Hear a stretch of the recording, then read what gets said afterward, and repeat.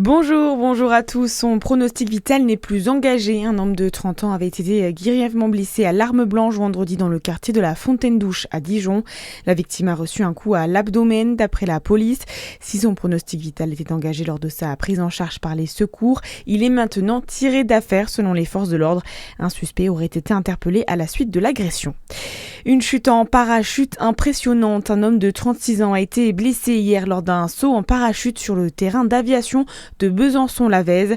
Il a été hospitalisé dans un état grave. Selon les gendarmes, le pronostic vital de la victime ne serait pas engagé.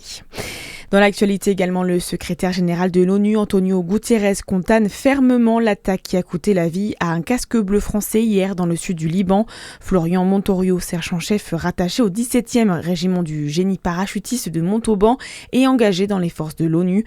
Il est le deuxième soldat français à perdre la vie depuis le début de la guerre d'Iran, fin février. 6 personnes tuées et plus d'une dizaine de blessés dans la capitale ukrainienne hier. Un homme a ouvert le feu en pleine rue, puis dans un supermarché à Kiev. Il a été tué lors d'une tentative d'interpellation. Le suspect, âgé d'une centaine d'années, serait originaire de Moscou, selon les autorités ukrainiennes.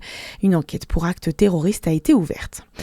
Une page de sport pour terminer, une course colorée aujourd'hui dans le Jura, début de la 4e édition de la Color Doll sur le parvis des Arquebusiers.